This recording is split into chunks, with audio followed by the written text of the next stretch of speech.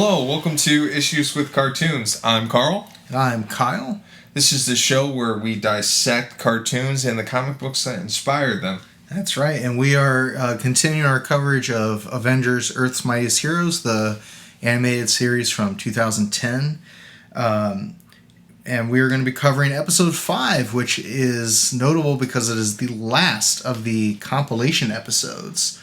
The mini episodes that they compiled into 5 episodes that highlight each individual member. This is the 5th and final one of those. This is The Man in the Anthill, which is a compilation of minisodes The Man in the Anthill, Enter the Whirlwind, The Big House, and Welcome to Wakanda. This episode was written by Chris Yost and directed by VanDyne Heck, who did the first couple episodes that we covered.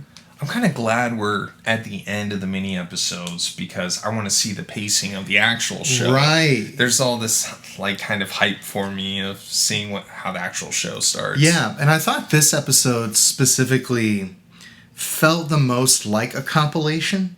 I agree. I feel like the other ones, like with the Iron Man episode, it was basically one big action set piece that ended with a scene, but they all felt of a piece. Even the Thor episode, it was like continuing action that had a little coda at the end with Loki. The only one that was maybe the most linear was probably episode 3 with the Hulk. Even episode 4 had that coda with Kang. This one, like the mini episodes, each kind of had their own complete little arc, their own little narrative, and then you had this commercial break. And it was very jarring going from one to the next compared to the other ones. Yeah, they definitely didn't try as hard with the editing, like trying to hide it. Yeah. Like with the first few, they definitely were like, I don't know, trying to hide the fact they were mini episodes. Yeah, and they all had a theme. They all did have some carryover, obviously. But with this, we had the introduction of Hank Pym and Ulysses Klaw. You then had the highlight of the Wasp and introducing Whirlwind. Then you cut to the Big House and you get to learn that feature.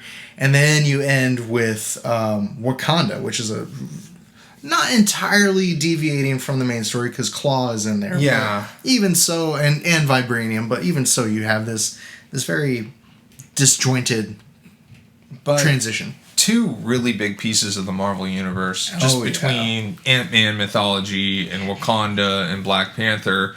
I could almost have done a whole episode of Black Panther or just a whole episode of Ant-Man and Wasp because they're just they have so much depth and there's so much there. I agree. This is going to be a tricky thing to discuss because we are trying to fit a whole lot of pieces and parts into one episode, and credit to them because they had to do the same thing. They had to take these big piece of the myth and compress them into 20 minutes.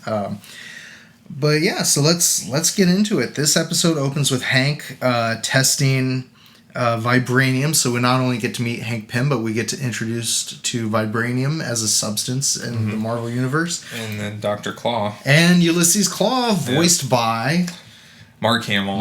And I didn't even have to look that up. No, I was just watching it and I was like, yeah, that's definitely Hamill. I could tell. I was excited though. Cool. Yeah, it was great. Well, and I don't know if you picked up on this, but when you meet Hank Pym and he starts saying the file number of his recording, he says 0196227, which is January 1962, issue 27 of Tales to Astonish, which is when he was introduced. That's a cool Easter egg. Yeah, it's cool. And then like Claw and his crew, which are all modeled after the crew from the Predator, which was a fun, weird fact. They raid his lab and they try to take the vibranium from him. And we start what I think was a very effective action scene in kind of showing why Ant-Man is cool. Because I feel like Ant-Man is sort of the Aquaman of the Marvel Universe, where people... In a lot of ways, where, he talks to bugs and he shrinks and he doesn't sound... On its face, it doesn't sound impressive until you see it applied. And you see, oh wait, this can be very cool if it's done right. I mean, you could tell Stan Lee had a soft spot for that character, and reintroducing him as Giant Man as well. Yeah. He just couldn't get rid of Hank Pym. Yeah. But I thought it was fun. He's riding ants and doing all the things you want to see Ant-Man do. Yeah. Voiced by Wally Wingert, who's the Riddler in the Arkham games. Nice. And I actually, this might be a hot take. Go for it. I feel like the Earth's Mightiest Heroes version of Hank Pym is a better or more likable, interesting character than what we get in the comics throughout the history of that character. You want to like him more than I think you end up liking the comic book version. He's very optimistic. Yeah. He's very lighthearted. He doesn't, it's the total opposite of the Ultimates. It is. From the Ultimates, certainly. Even though, we're going to talk in the second half about Tales to Astonish, and we're going to talk about his introduction into the comics. Yeah. And I feel like he's even more likable than in that. He's played as a pacifist, which, if you know the comic book history of that character, sort of is in direct opposition to what you see him portrayed as later. He's very much against hurting other life and hurting people. And it also puts him kind of in a diametric opposition to other scientist characters in the Avengers, which I think is important. I think that's a misstep of even the MCU. A lot of these science characters are all not interchangeable, but they're very alike in a lot of ways. I think that's one of the things that's fair. That's fair to say. This Hank Pym does well is that he is not the crotchety old scientist or the put upon scientist. He's very much invested in his work. He's addicted to his work. He's a workaholic, but he's a workaholic because he loves it. Yeah, and he's very interested in it. So, but yeah, and then you get the turn where he shrinks the lab. I thought was really fun. Where Klaw and they all walk out, and you see that they've actually shrunk. That was fun. Yeah. Yeah, I enjoyed that. I do want to talk a little bit about the Wasp's costume and how much of a departure it was from the classic appearance. They really just went with a newer design for the costume. Mm-hmm. But once again, I've talked about this before, I thought she had a cool silhouette with her hair and the way that was and kind of the antenna and stuff. And I thought it worked really well. And I'll have to see when this started in the comics, but when I was reading during the Busiek-Perez run, and maybe George Perez was the one who's credited with doing this, but anytime you would see Janet VanDyne, the Wasp, her costume would change. Yeah. Because she was a fashion designer, and that was her whole thing was I'm just going to never have one look. I mean, Kirby obviously only had a couple of looks for her, but when certainly Perez drew her, she was kind of famous for having a unique look every time, and it wasn't really until the 2000s that she kind of stuck with one look. And this one does stick to the one design just by nature of what it is. It's an animated adaptation. You can't change costumes every episode. But I like it. I think it's a fun look. I love her personality. Mm-hmm. I think she's bubbly. Very bubbly, very fun-loving, very adventurous, very thrill-seeking. In a lot of ways, very opposite of Hank. Mm-hmm. But I feel like in this version, it makes sense why they would be drawn to each other. Yeah. Why she would put up with Hank, because he is so enthusiastic about his work, and he is such a pacifist, and he's a bit of a square. Yeah, he is a square, but I feel like in a likable way, whereas in other iterations, he's not super likable. And one of my frustrations with fiction in general, not just comics, but sometimes these pairings happen, and you don't really understand why one would like the other one. But I love Janet VanDyne in this. Voiced by Colleen O'Shaughnessy. She's Tails in the Sonic movies, and she's Jazz in Danny Phantom. And actually, if we can transition to her episode, unless you had more to say about the Hank. The only thing I really want to make a note on is that they are introduced as agents of S.H.I.E.L.D.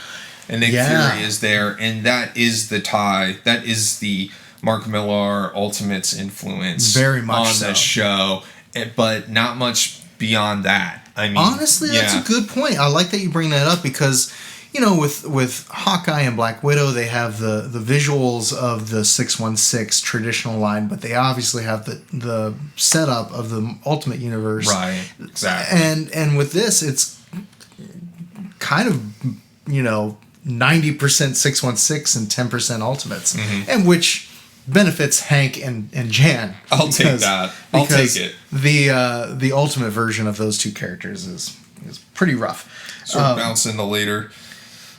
What's that? We're bouncing to later. Yeah, let's. Unless you have more to say about Hank, I want to talk about Wasp because my favorite Easter egg is the newspaper Excelsior. Did you catch this?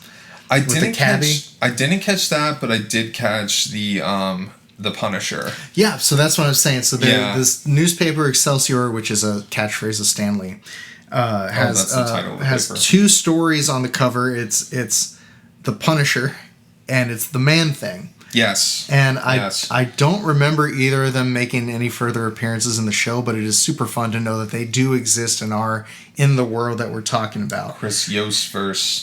The Yostverse. The Yostverse. So Wasp chases... Fun. Oh, it's so fun. Yeah. Wasp chases Whirlwind around after he just breaks into a lab and steals a sonic disruptor. Mm-hmm. Voiced by Troy Baker. Troy Baker does a lot of work in this episode.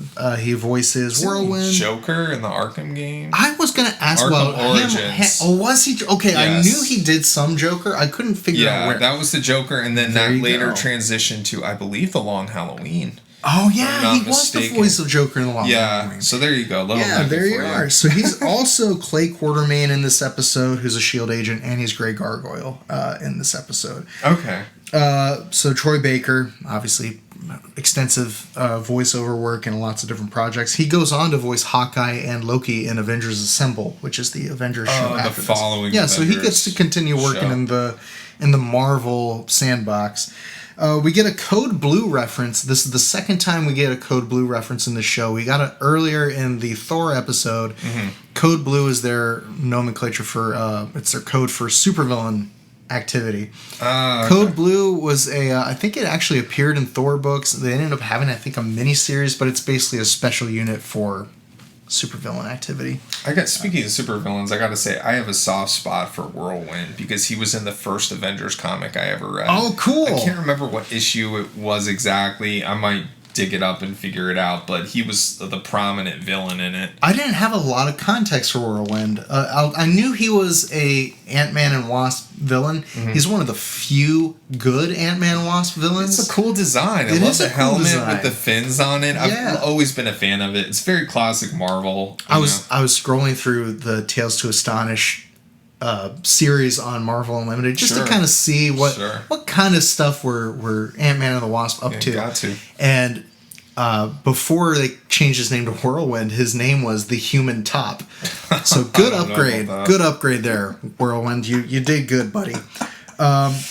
Brutal. And ultimately Wasp is the one who solves the problem and puts down Whirlwind, kind of at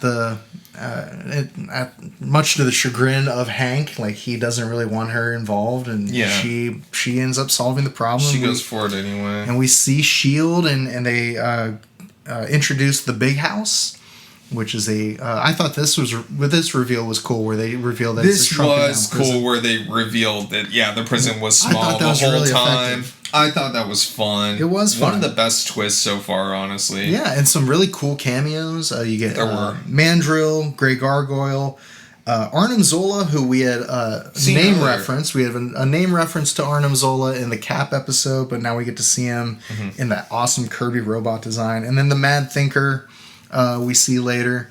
There's also a montage where we see a whole bunch of people, some who we've seen before and some who we see for the first time. They've been using these prisons to just drop in as many cameos as possible the whole time. Very nerd-rich, yes. Yeah, nerd-rich. There's a new There you go. I'll try for the lexicon. I'll try never to say that again. Wrecking Crew, the Leader, Batroc the Leaper, Abomination, Strucker, and Zemo. And then one other figure at the very end who will play a part later. We got to talk about Black Panther. Okay. After I just say real quick, we also meet Ultron in the Big House. There's a couple of Ultron bots walking around in the background. Already present in the. Sorry, I got excited about T'Challa. No, I can't. I just want to give lip service to Ultron's there. Yeah, we're going to see a lot more of Ultron, so I don't worry about covering it. Oh. Anyway, moving on. Ultron. Oh, I'm sorry. I need to say one more thing before we go to Wakanda. That's fine. The only other thing I want to mention, because this is the only other tie-in to Wolverine and the X-Men that I think made it to the show, and it's Nick Fury mentioning the Mutant Response Division. Oh, yeah. So I forgot Whirlwind's about that. a mutant. He says, call the MRD. And that is, and having never watched Wolverine the X-Men, I came to find out that is something that was prevalent in that show. Interesting. Okay. I love Wakanda. I love every time it is brought into any kind of adaptation. I feel like it's a very consistent translation every time. Mm-hmm. Whenever it's adapted into other media, I feel like it's one of those stories they just don't want to mess with because it's so well conceived. So in this one, it's got that Jack Kirby magic. Oh my gosh, and down to the designs, I feel like those designs have been very consistent throughout the history of Wakanda and Black Panther. But a pretty familiar setup. M'Baku is challenging T'Chaka to the throne of Wakanda. Yeah. Kevin Michael Richardson voices M'Baku, who's a pretty accomplished voice actor. And then T'Challa, voiced by James Mathis III, tries to stop him, but T'Chaka insists, and he is on the verge of beating the crap out of Manape, and until basically beat to death. I mean, he's beat to death on a kid's show. It's pretty brutal. Absolutely honestly. Blew my mind. I didn't remember that you see like the death kill. Like you see the death punch. I wasn't expecting them to go there. I was expecting T'Challa to step in or something, but like no, he gets beaten to death in the ritual. I mean, absolutely tragic. So well done. The only thing that helps Manape even accomplish it is Klaw off to the side using that sonic disruptor. That is the only the fight. It's the only through line through this whole episode. Really, the only real transition from the Ant-Man stuff to the Black Panther stuff. He uses Vibranium that he tried to acquire from Hank.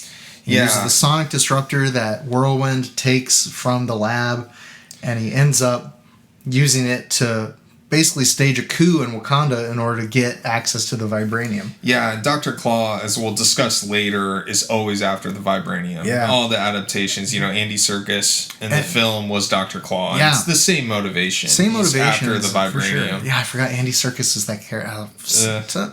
Mark Hamill and Andy Serkis, pretty good pedigree for that character. Right? I couldn't tell if that was the Dora Milaje in the background during the fight scene, or I think that might have been Shuri who was standing up there with him, but I don't know. I don't know spot anything like that. I don't know where in the canon Dora Milaje are introduced. I didn't look that up. I'm not that familiar with it, to be honest. And then the episode ends with that quick shot of now T'Challa has become the Black Panther. Yeah. He's making his moves. I'll be honest, that felt mini episode-ish to me, the way it's just like they show him at the end. Yeah, they just show him leaping through the trees, which was cool. I was invested at this point. I'm like, okay, he's the Black Panther, and then the episode cut off, and I was kind of like, oh, that's it? I know. Like, really? I know. It's like almost a tease. It's like not enough of a tease to be a satisfying tease, but I guess it's not supposed to satisfy. You're supposed to want more. It was cool though. The costume's very classic. Oh, yeah. All the designs in this show, it's Tom more Perkins. comic book than it is movie. Yeah. The costumes in this episode really across the board very much 616. Very very cool. Yeah, that's a good way of saying it. They're all 616. All right, so we have a lot of books to cover for the next portion of the show, so I would love to dive into those, unless you have anything else to say about Earth's Mightiest Heroes, Episode 5. I think I summed up my thoughts on it. I felt the introduction of Black Panther was a little rushed, but it was fine, and I'm excited to dive into the actual episodes now. It's post-mini episodes here. It really does it's an effective way to gear you up for the meeting of all these heroes. Yeah. Because I am really excited to kind of see where they all kind of converge. All these disparate characters and stories are all going to come to a head and meet, and I'm really excited for it. They did a good job of giving them all solo stories before the Avengers come. Yep. All right, well, as Ulysses Klaw says, it's always good to go right to the source. So when we come back, that's what we're going to do. We're going to look at some comics.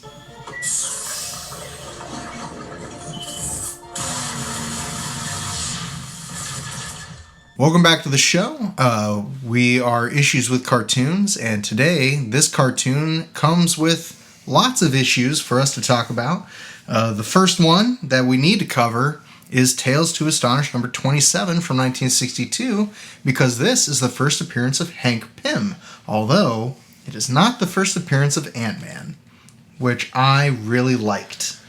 I do. I think it's super interesting. I didn't know that before checking this out, but Hank is established as his own character in the Marvel Universe pre-superheroics. And I don't know how many examples of that there are. The only one I can think of is Patsy Walker Hellcat. But even that is a legacy, like Hellcat is a legacy of the Cat character, and it's separated by decades, and you think they kind of just pulled her out of comics limbo to kind of make... I can't think of another example where like they had this one-off science fiction story that decided to go back to it. And then they were like, hey, like we need another superhero, like this is an idea for it, we can take this one character from... And a science fiction anthology, which again this is so of the time because they don't make books like this anymore. But I just loved the idea that they made this story that I don't know what kind of impact the Man in the Anthill from 1962 had on the comics industry, but Stan Lee obviously really liked this character because he keeps trying to find uses for him. I read that it was pretty much an inspiration, or it was pulled from being inspired by The Incredible Shrinking Man, I think it was called. So it's originally from science fiction. It was a 1957 film.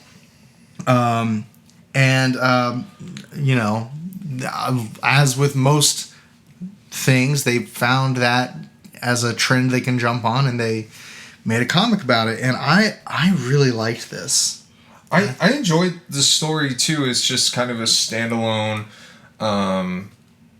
without all the Marvel strings attached. I liked it as a standalone story. It felt like a Twilight Zone episode or something. Right. It was more along that vein. Yeah, very pulpy. I mean, that cover, I love the Tales to Astonish logo. And that. Great Kirby. Great Kirby. Let me tell you while I still can how it happened, for I was the man in the anthill. I mean, so strong. Save me, somebody save me. Don't let them drag me there. Not gasp. Into the Anthill. Which is the title, I believe, right? Yeah, and that first splash with no other copy. I mean, that's what struck me about that first splash. Very atypical of a Stan Lee book. I'll mention... Yeah, that'd be a great poster. Absolutely. Written by Lee with his brother Larry Lieber on scripting duties, and then Kirby and Dick Ayers on art chores. And the shrinking, the size disparity device, I feel like is so rich with opportunity in a visual medium like comics. And some of the ways they portray that here are really fun. Yeah, page 3 is some great sequential art of him shrinking. Yeah, like again, we talk about how Kirby animates very well. That little 3 panels at the bottom would animate really well. Although those desks are all different, I noticed. Are they? They are. They would copy and paste that in an issue. Now. They wouldn't draw that again. They would use the select tool. Yeah, for sure. Yeah. And then Hank dumps some of his shrinking potion on himself and shrinks and remembers that the antidote is on the window ledge that he can't reach, and then he finds out that a bunch of ants are after him. And it's just kind of him trying to get away from the ants and make his way to the window. Which is, again, like in that kind of Honey, I Shrunk the Kids way, such a simple journey plot that becomes complicated by this size difference. And it's just this fun little adventure story. And then ultimately he befriends an ant who saved him from drowning in a puddle of honey. And he recognizes the ant later and convinces the ant to let him climb on its back and crawl into the test tube with the serum in it. And then he grows to normal size and says, the first thing I must do is destroy these growth potions They're far too dangerous to ever be used by humans again. That's right. So he dumps them down the sink. Best way to get rid of shrinking potion. Dump it down the sink into the water supply. Why didn't the sink shrink rather? No, it's not very sanitary for a scientist too. Hank Pym's just like, I'm just gonna dump this reckless. Down here. Yeah, it's a little reckless. I feel like that's definitely. If it's not a biohazard, it's something. I feel like you got to handle that a little more carefully, Hank. This is the actual origin of mutants in the Marvel Universe. Right. Oh man, if there was like a Eastman Laird back then who like instead of doing the Daredevil serum, it was the eat that up. It was the listen, Carl. That's your next mini. You got to make. I know, right? I gotta riff off. Eastman and Laird even more, as if Shogun Bear wasn't enough. Well, sure. Yeah, I understand. But yeah, and reckless science decisions though, Hank Pym will do much worse than dump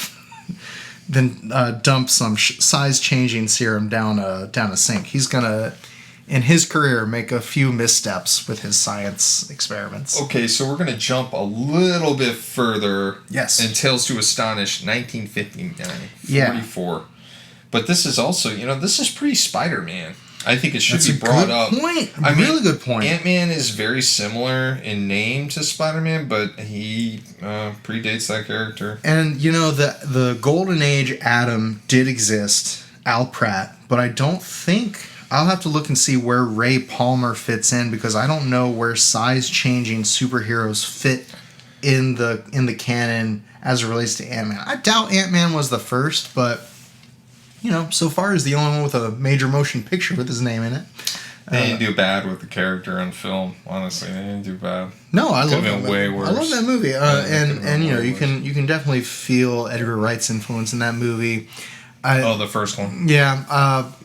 If we want to talk about adaptations with Ant-Man real quick, I do think it was a misstep not to include Ant-Man and the Wasp in the original Avengers film lineup.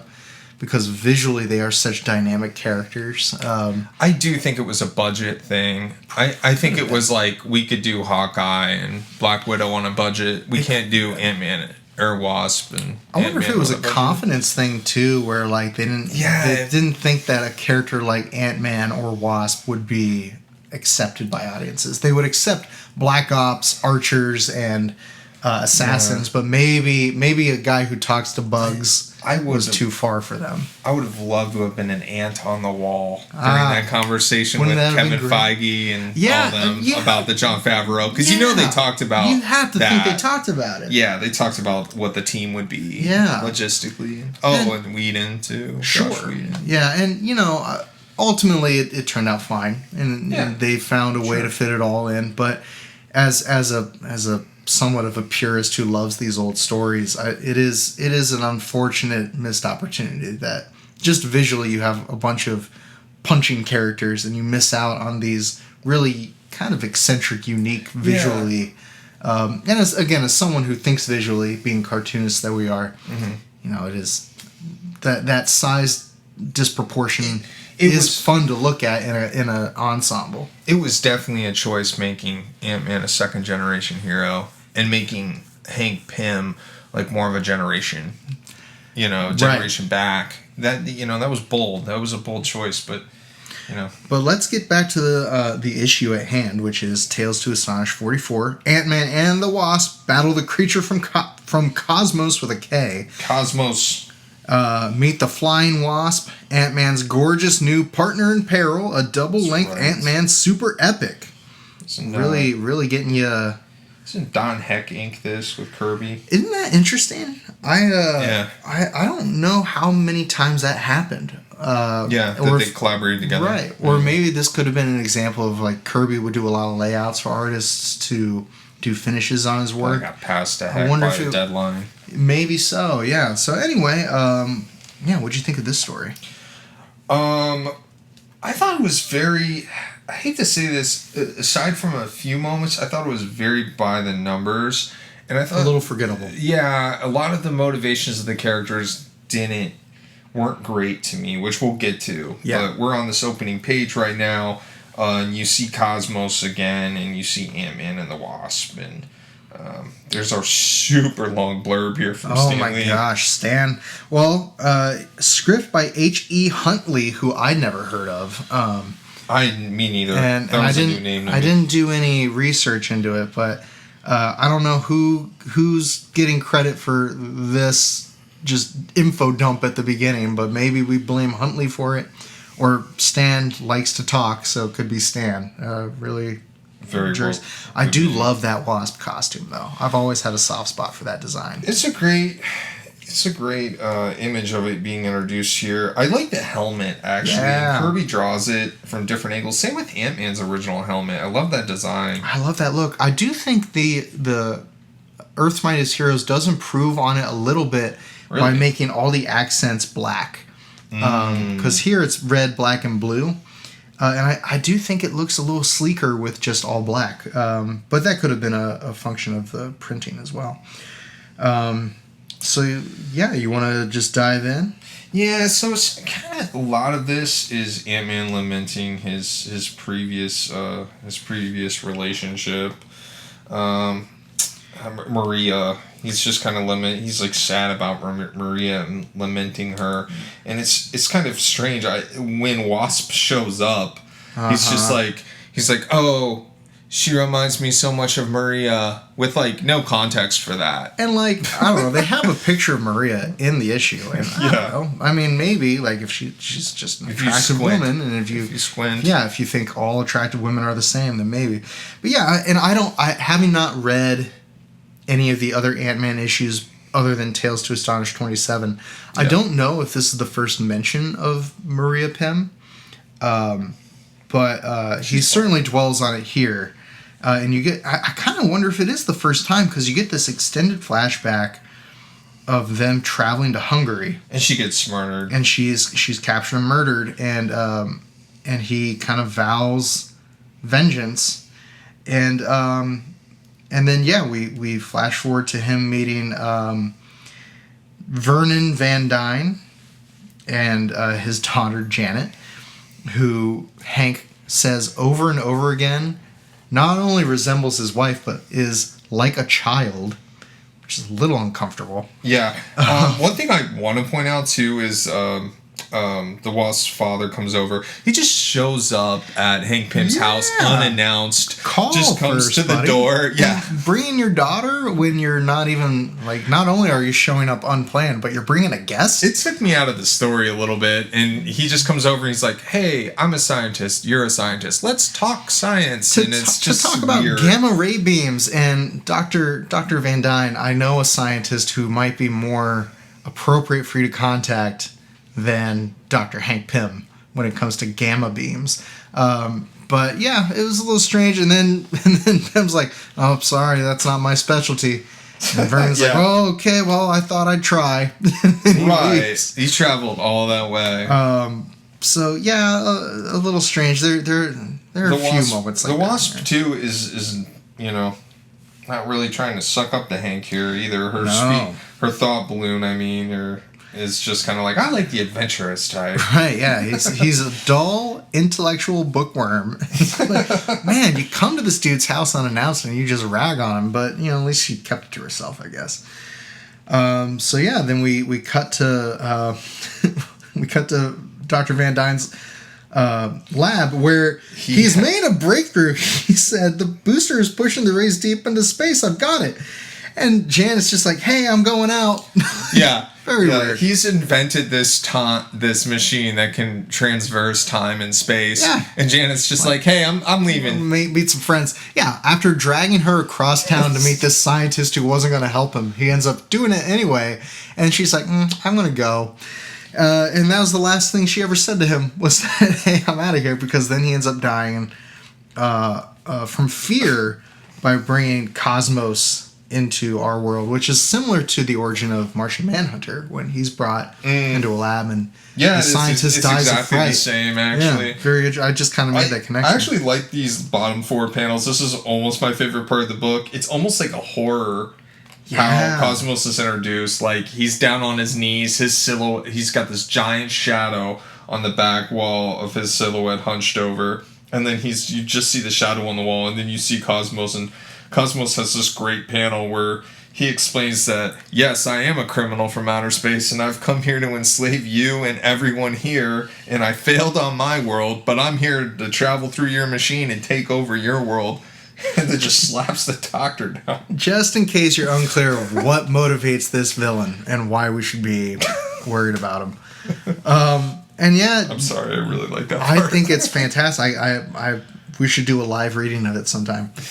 But yeah, Janet comes back from her day out and finds her father dead, and calls Hank, because who else would you call? That's outrageous. Outrageous. That's outrageous. And not only does she call this man she just met barely, she just met him, and didn't even like him, but she calls him, says what happened, and he doesn't believe her. He's like, go away, I'm doing Ant-Man stuff right now. Like, these bored society girls are all alike. And yeah, puts this super cool Kirby helmet on and goes about his day. Spoiled brat. Yeah, like really. No time to play games with a spoiled brat like Janet VanDyne. It isn't until he shrinks himself down, puts himself in the catapult, and goes across down to see her crying that he's like, oh wait, she meant it. See, already more unlikable than right. This is what I'm saying. He's just this stick in the mud and kind of a jerk. But you get some cool size disparity stuff here with him by her hand, and then him next to Dr. Vernon's leg. And he ends up... Those are fun panels. They are fun. And I read a thing where Stan Lee would talk about how he really liked Ant-Man, but none of the artists would...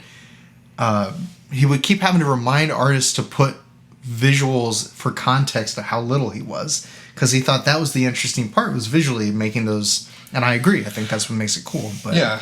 He said that he attributes Ant-Man not gaining traction to that. So blaming the artist, I guess. But yeah, like him on this dial tone, like on this phone dial here is really cool. So he tells Janet to go find Dr. Pym, which she already tried that, but she listens to Ant-Man anyway. And he meets her back at the lab and immediately reveals that he's Ant-Man. Because he's been looking for a partner to help him. He's concocted these implants to add wings and antenna to some other person who's willing to take this shrinking serum. And instead of getting it to himself, he wants to give it to this society girl that he just met. Right. Well, they wouldn't be Ant-Man and the Wasp then. But he's still saying she looks like Maria a little bit. A lot. And continues to talk about how I can't fall in love with her because she's so young. Yeah. That doesn't work. Page 12, we get a really cool... The surgical procedure looks really cool with this kind of bodysuit and Kirby tech. Just crazy fantasy stuff. Like the suit she's wearing. Yeah. It's outrageous. And then they go to work and they go to the city where Cosmos is already wreaking havoc. Basically, just turns into Kirby monsters, like Kirby Monster Mole Book. Man. Yeah, like just, he's trashing stuff. I love this guy. He looks like an extra in The Sopranos with that big collar. Really dragging. Yeah. And then page 13, we meet Wasp in her costume, and it looks great. It looks really God good. Bless her. It really, you did great, Jan. And then I don't know, by the way, the antenna kind of fade in and out, I think, in the early days, and eventually I don't think she even has them for the majority of her career. I think it brings, some synergy, or I liked it as a visual. Yeah, it kind of, I don't know, associates them together. Right, with the antenna on his helmet matching hers. Yeah, I agree. That's what I mean. I really do agree. And I like the little cone helmet and stuff. Yeah. I had no idea if this probably wouldn't work in live action, but it's a cool costume. I agree. I think it's fine. I agree. They do the new Wasp, Nadia Pym, does borrow some visual elements from this costume. I think. All right. Well, just for the sake of time, we'll kind of skim through the rest of this. But they try to stop Cosmos. Military arrives. Things aren't working out. And earlier, Hank had noticed that the ants were averse to kind of the residue that Cosmos had left behind at Dr. Vernon's lab. He finds out that the formic acid that ants produce is similar to the acid that Cosmos produces. So he realizes that he can come up with an antidote to this acid and fill shotgun shells with this antidote. Yes. And so he does that. And instead of, because this is Ant-Man's book, instead of carrying this shotgun across town like a normal person would and then shooting this alien like a normal person would, he shrinks down, has the ants carry the gun. And an army of ants. And the army of ants carry the gun. And then he shrinks to ant size and hugs the trigger and pulls it back to take out Cosmos. It kills Cosmos, and unfortunately Cosmos is unable to enslave humanity. I know. His dream unrealized. His dream unrealized. I know. I'm really rooting for him this time, but I know. I'm literally going to get on Marvel Unlimited after this show and see if he appears again. I certainly will hope so. I mean, he had such high ambition. You kind of hope that he didn't even really get close. He didn't even get out of the harbor. He had the best motivation out of any of the characters. Certainly in this book, the most explicit. The whole book. That's great. The whole book. Yeah, and then that concludes the first adventure. Yeah. And Janet is intent on getting Hank to love her, and Hank is intent on not falling in love with this child. But he can't hide it. He's blushing. She's stricken by him. She said, "No, my darling, I will always be beside you, and someday I will make you realize that you love me as much as I love you." I just thought of so cringy. I know. That's rough. The interesting thing I'll say about Ant-Man and the Wasp that I think you'll appreciate as an X-Men fan. Okay, what you got? So the Summers family tree, unquestionably, is the most convoluted, complicated family tree. I loved it as a kid. I love reading those diagrams. Fantastic. I'd say maybe the second, possibly third. It could be in the running with the Richards family, but I'd say the other most complicated family tree is the Pym family tree. Once you start throwing in your Ultrons and your Visions and your Jocastas and your all these, and then you bring in Wonder Man and Scarlet Witch and the Magneto family tying into all that. It's all very convoluted. And this is the beginning of all of that. So there you are. First appearance of the Wasp. First appearance of the Wasp and a little bit of Ant-Man to boot. I enjoyed it, but it was also, like you say, not very noteworthy outside of the first Wasp. Yeah. But we're jumping ahead, though, in my opinion, a real classic. The world's greatest comic magazine, Fantastic Four, number 52, introducing the sensational Black Panther. I mean, what a debut. And great cover. Great cover. Love the cover. What an amazing addition to the Marvel Universe. I mean, not just Black Panther. In this issue, we see the first Wakanda. We see the first appearance of Vibranium, which is key. Very key, not just for the Marvel Universe, but for the Marvel Cinematic Universe later. Fully realized as far as like what Wakanda is and the whole conceit of the Black Panther is kind of fully formed from the jump. Yeah. Interestingly, the name Black Panther has some historical and political connotations that were allegedly purely coincidental. They did try to change it to Black Leopard later. I don't know if you knew that. But I think I read that at one And then originally I think Kirby was going to call him Cold Tiger. I'm glad it was Black Panther. Yeah, Cold Tiger does get used as part of the MC2. With May Parker. Yeah, Speaking my language. Yeah, A Next. Did you ever read A Next? Not that, but I read a lot of those books. Spider-Girl was a big book with a big following. That was a sweet spot for me. That's one of my first comics. Like, I remember my grandma taking me to the comic book store because I would beg her to go. Cool. I would beg her to go, and like that was one of the ones she grabbed for me. Well, the A Next version of Black Panther is Cold Tiger, so they do end up using that. But yeah, so this is the story immediately following This Man, This Monster, which was the story that immediately followed the Galactus trilogy. I only bring all that up because this is such a crazy run for Kirby and Lee on this book. I mean, they are just... We're still talking about it. Yeah, We're still talking about it. Like this stretch of issues is like peak Lee Kirby. This is I would agree. This is where the best of both of their contributions in comics can be found, I think. They just really, really strong display of talent and story. They've built off of these issues for decades. Marvel still is banking on the concepts that are born out of this. That's what I mean. Like you have Black Panther, you have Galactus, you have, the Negative Zone gets a mention in here. I mean, all sorts of stuff. The Inhumans play a part in this. It really is incredible the amount of imagination that ends up in these pages.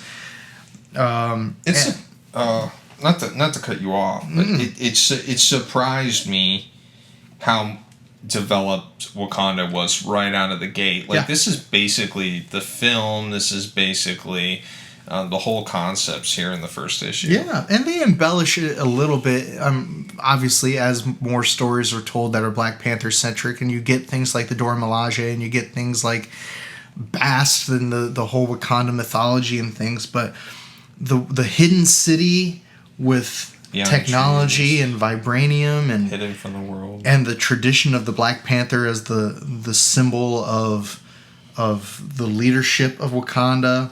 It's all here. All here in this issue, and the way that Kirby just gets to go to town with the tech.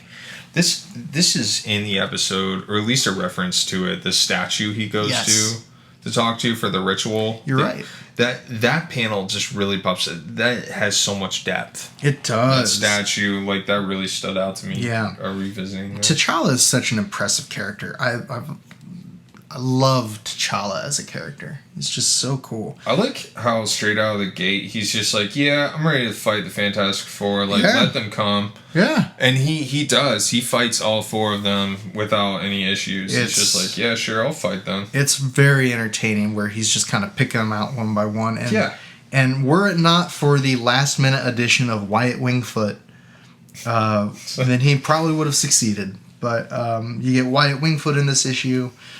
Because Johnny is mourning. He's mourning though because his girl Crystal from the Inhumans is trapped in a negative zone in a barrier that can't be broken, and they want to cheer him up, and so they bring his friend Wyatt along on this adventure because they've been invited to Wakanda to partake in or to witness a big royal hunt. And Reed's curious just from a scientific perspective of how these people have such advanced technology because he's never seen technology like this before. Yeah, so Reed has his own motivation for going there, which is interesting too. And I guess gives him a reason to be there. It's important to note too, this is from 1966. Just to bear in mind context when you hear them say things like, well, how can these backwards tribal people have technology like this? Obviously, not as sensitive to race and culture and ethnicity as we would today see it. I will say it's probably a little more tame than some other stuff you'd probably read from that era. I've seen some worse stuff. The way Reed talks to Sue in some of the early Fantastic Four issues is pretty rough. Yeah. But yeah, so we get a little interlude with the Inhumans, which is fun because Karnak is really beside himself that he can't find a way to get through this barrier. But it's fun. It's almost like they couldn't resist putting them back into the story. Well, and a really good example of how these stories were serialized back then, because this is a continuation of a story that predated even the Galactus trilogy, I think.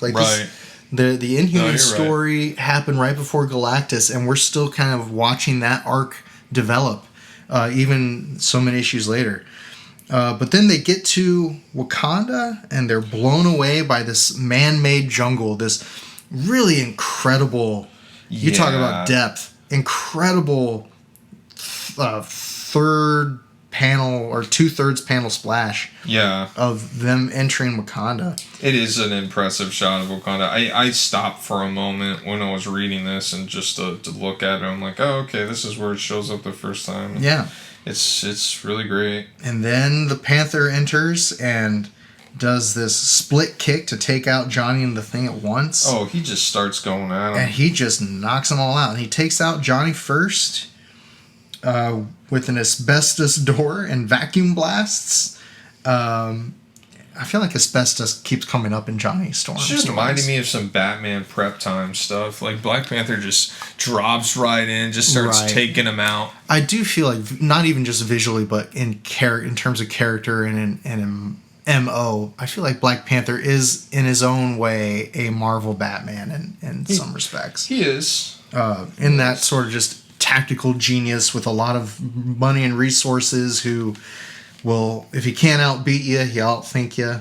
I think he has a better origin than some other Batman ripoffs. I might get some flack for this, like Moon Knight. You know, I think he's inherently more interesting. I think so. I think there's a discussion to be had there. For sure. I might get smacked down for saying that, but that's fine. I like Moon Knight, so direct your criticisms to Carl. I like Bill Sienkiewicz. Leave me alone. Bill, you're great. But yeah, so he goes through one by one. He kind of has some help, so it's a little unfair because some of his a lot of toys, some of his toys, and some of his soldiers kind of pitch in and kind of lay down some cover fire for him.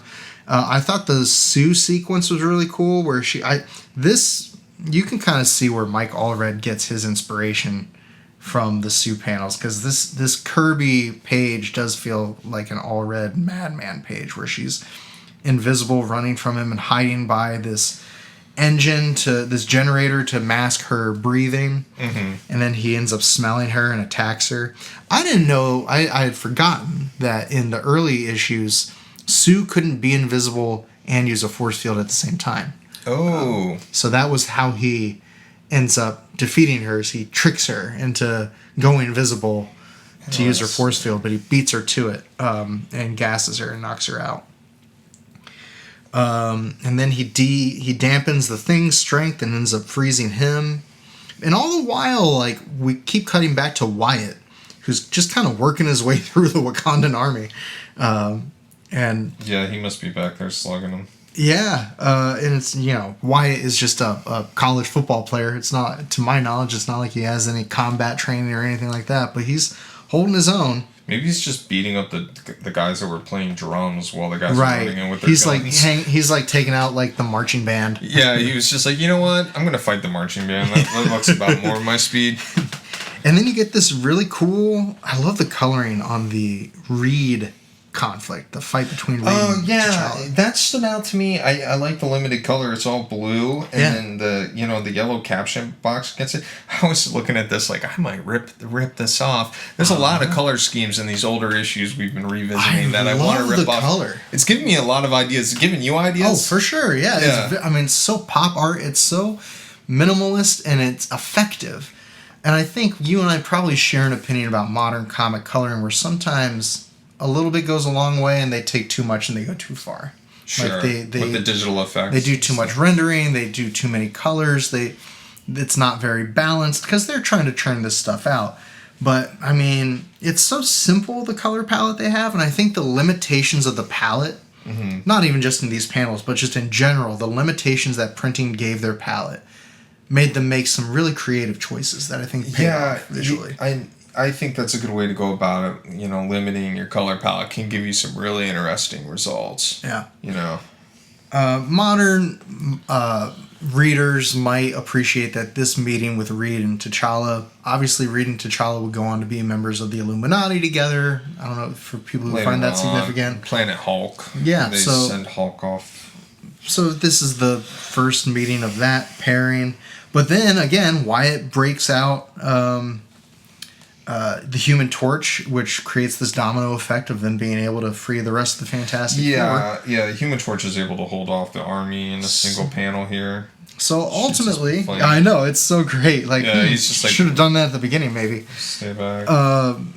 But I love how Kirby rendered Johnny Storm. I love how he renders all of them. This is my favorite rendering of the Fantastic Four. It's just just the classic 60s? Just the classic 60s Fantastic Four. It looks so good. It holds up, and the last 3 panels we get, T'Challa takes his mask off and reveals himself here. So. Yeah, and he wants to tell them that I am the hereditary chieftain of the Wakandans and perhaps the richest man in all the world, but it is not always so. My tale is one of tragedy and deadly revenge, and the next issue covers the reason why. And when I originally outlined our schedule for this series, or for the show that we're doing, I didn't originally plan on covering issue 53. But issue 53 of the Fantastic Four really is what the last mini-sode from Earth's Mightiest Heroes pulls from. Yeah, this issue gives you Klaw and Black Panther's origin. Yeah, like a little T'Chaka bit more. And kind of the way it began, as the title tells us. The first appearance of Black Panther is a big action scene. Yes. I mean, you get the introduction of Wakanda, but beyond that, there's not a lot tying into our episode. Right. So we're gonna go through this not too quickly, but I do want to just make sure that we hit the main piece. I didn't mention also Joe Sinnott. It's a pivotal issue. Absolutely. It's important. Absolutely, it's important. And first Klaw, first Vibranium. Yeah. Very significant for the Marvel canon. Joe Sinnott on inks, Artie Simic on lettering, if I didn't mention that before. The Fantastic Four team, all here. So they watch a tribal ceremony, and Ben has some problematic things to say about having to sit through a traditional African ceremony. There is a credit for it too. Native dances, the Ballad of the Four-Brush Jaffortian trope. So the dancers are given credit. So like, I don't know if Kirby used that as reference. Are you familiar with Irving Forbush?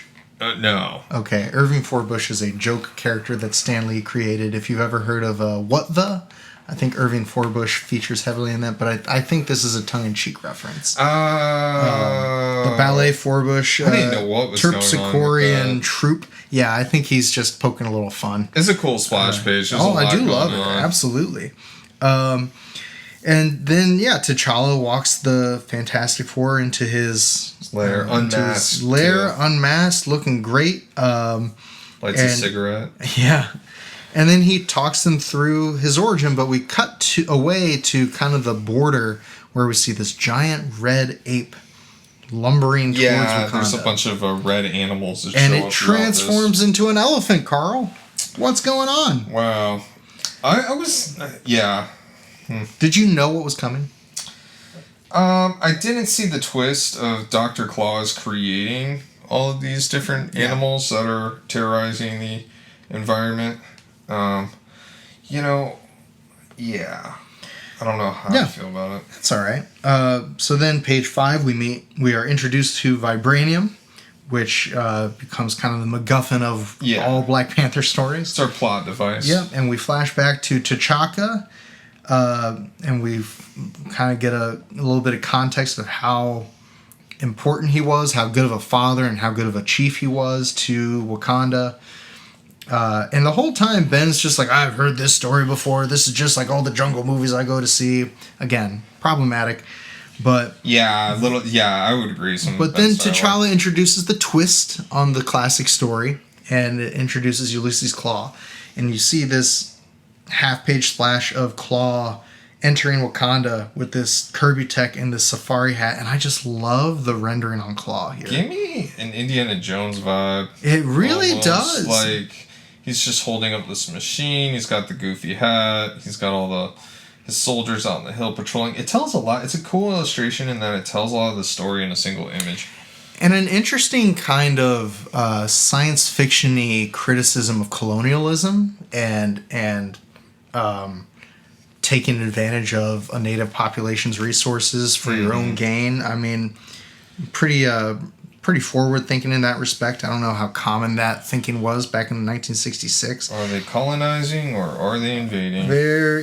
Well, is there a difference, Carl? But at the end, Ulysses Klaw ends up killing T'Chaka, so a slight deviation from the episode we saw. Yeah, this is different. Klaw's a little more directly involved in the assassination of of T'Chaka. Yeah. And a complete deviation from the MCU version. For sure. Where he's killed in a bomb. Right. Winter Soldier is sort of the implicated in that, and Zemo was really the one responsible. And ultimately, the Wakandans drive the invaders away and injures Klaw's hand, I think.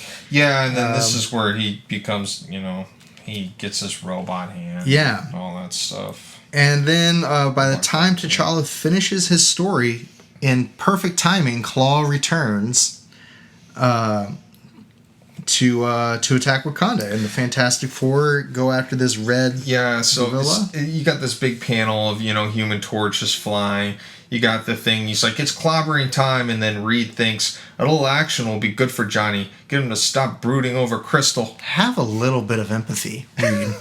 I mean, listen. I get that you're a married man now and that you don't have to worry about, finding chasing a girl gals. and finding love. But Johnny's just a kid, and it's your brother-in-law. I have a little bit of sympathy for the poor guy. Give him such a hard time, Reed. Anyway, again, Reed, pretty famous for being callous and heartless, uncaring, emotionless. So we get an action sequence with this gorilla character. And this is full out Kirby monsters, which I've talked about before with Cosmos and some of the other episodes. It's Human Torch just flying between hands. He does those giant monster fights so well. Every time it's entertaining. Every time it feels new. But just the action lines, the sound effect lettering, I adore. The speed lines, the fire. You get some Kirby dots in the clouds from this fire on page 13. Mm-hmm. It's nice. And then while the Fantastic Four and Wyatt Wingfoot are fighting this gorilla, T'Challa's off doing his own mission. And he's traced the activity to this off-site place where Klaw is hiding with his sound... What does he call it? I guess it's just a sound converter that's creating solid light out of sound. Yeah, it's creating... Doesn't it relate to the creatures as well? Yes, so it's creating the creatures with this sound machine. Yeah. Changing basic sound into living matter. And just a great face on Klaw. Like, the design is just really solid. We clearly see his hand here. Yeah. His machinery. It's a laser beam hand. Yep. Laser. And so he sends a sound panther after Black Panther. And after an elephant. Yep, and after a little more fighting, Black Panther is able to stop the beast and destroy the converter and win the day. And there's a great panel I really like. It's page 18 where you're like looking up and you can see like just a little indication of Black Panther's brow, and it's just a great angle. That 3/4 view from behind. Yes. Yeah, I know what you're talking about. And you don't see it that often. And really, that little hint of light by the brow is really the only thing that he needs to convey that angle. For it to read. Yeah, it reads so cleanly. That's a great call out. Yeah. Really good. And I love this classic Panther design too, with the lined gloves and that cape. I mean, it's so simple, but graphically it looks really good in this composition of all this color to just have this black figure in this composition. It's a great way to draw your eye to that character. I love this. At the end, they, defeat Klaw or whatever, stop his machine. And Black Panther's like, I will stalk no more. And then Ben Grimm's just like, hey, you make a great part of the Yancey Street Gang. We can use you. We can use your buddy in New York fighting those streets gangs. I wonder how those kids down the other side of the street fight. You know what I mean? Like, I love that part. It's really funny. I love that part. It's great. Ben just can't stop thinking about the Yancey Street Gang. He's just got to fight. Yeah, he's got to fight all the time. I mean, Ben Grimm is Jack Kirby. Yeah, that's what I'm getting. Yeah, it's hilarious. So And then you get this little coda at the end where Klaw survived and his sound matter converter is still kind of working, so he does what anyone would do. Climbs inside of it. And the Klaw that I was familiar with when I first started reading comics is the Klaw that is born out of this moment. Oh, okay. And so a few issues later, we'll get the kind of pink and red Kirby costumed villain design with the robot hand. It is an interesting choice to end the issue with like a cliffhanger for the villain, kind of teasing future stories. Yeah, again, very serialized, almost kind of Claremontian in the way that it kind of they have like a B plot with the Inhumans, and then at the end they do this little tag for a C plot they're going to pick up later, several issues down the road. Like, they were making this all up as they go. I don't know how intentional it was that they planted. Maybe they just really liked Klaw as an antagonist and they thought, well, we better save him and find another way to use him. I mean, Black Panther shows up next issue, too. Like, they continue this thread with Black Panther. Amazing. They just love the character that much, like, they can't stop playing in their sandbox. Like, I see the Inhumans here, too. Wouldn't it be amazing? And I know this isn't a Fantastic Four show. This is mostly, at this point, an Avengers show. It could be. It might be after this. But can you just imagine a world? Kirby and Lee did 104 some issues. It was the record for a while. It was the record for a long time. Can you imagine a world where Marvel treats Kirby right? They give him a little bit of money, a little bit of credit. They give him a little bit of prestige. They show respect that he deserves. They treat him the way someone in his caliber should be treated. Imagine if they did 150 issues. Imagine if they did 200 issues. Yeah, the ideas they would have came up with. Imagine if... Because he kind of lets off the gas once he starts falling apart with Marvel a little bit, and they start kind of repeating themselves. Too. Sure, absolutely. He had a foot out the door in DC, and all the creativity that he was putting in this goes into New Gods and the Fourth World later. Demon and all that great stuff that came later. Can you just imagine if they had gotten to kind of see this through? I don't think about that so much because would Jack Kirby have kept getting along with Stan Lee? Like that's a whole thing. Maybe that's not. why I've never imagined, more than it couldn't end any other way. And those two personalities could only collaborate for so long before it came to a head. They built up each other's careers so much too. Like, it was probably inevitable that Kirby would leave. They really are the Beatles of comics. I mean, Simon and Garfunkel, right? Yeah, I look at me. I mean, but like in terms of not just impact, like the way the Beatles impacted music, but also the way that these genius caliber collaborators end up becoming too big for each other. Yeah, I mean that's kind of what happened to the Beatles, and then here. I mean, a lot of it had to do with decisions made by higher-ups. A lot of it had to do with Lee personally. And it's all very well documented and covered at length, so we don't have to go into it here. But it's just reading these Fantastic Four issues and thinking... What if? What if? Right, in the famous Marvel tradition. Because, continuing soap operas, which is what Marvel comics are... They aren't designed to have an ending.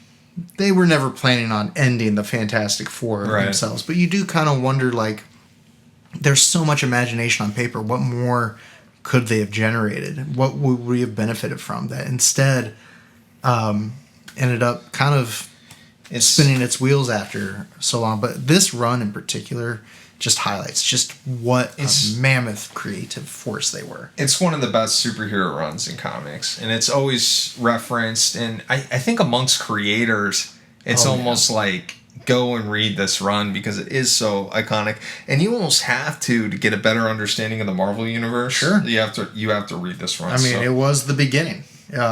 So inspiring. Mm-hmm.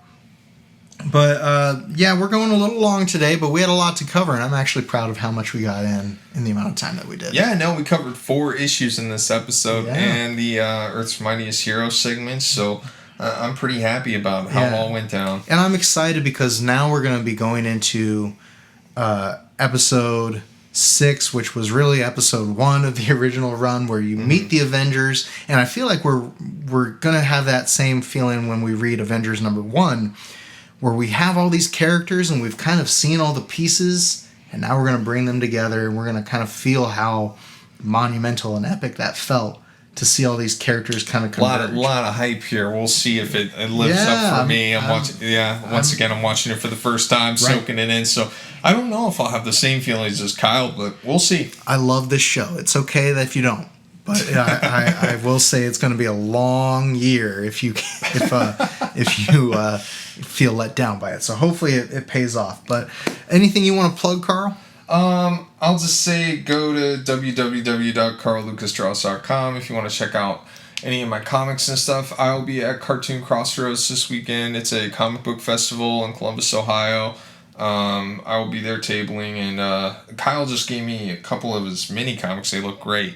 Yeah, thanks. So you can go to Ko-fi.com/Kyle Wendell, and you can peruse those yourself. I have Thunderduck. I have Mad Science Rejects. I also have Cornelius Armstrong, Adventures in Antics. And you can also commission me there, too, if you'd like to. Carl, what are some of your any titles you want to promote from your website real quick? Oh, sure. I have a Shogun Bear in the House of Horrors. He's a samurai polar bear that fights ghosts and demons. And I also have a mini comic called Captain Devil, which is inspired by Scott McCloud. It's a 24-hour mini comic. Sweet. Are your commissions open? Do you do commissions? I do commissions, yeah. All right, so commission Carl. Commission Carl. All right, guys. We will catch you next time on Issues with Cartoons. Until then, tune in next time. See you later, true believers.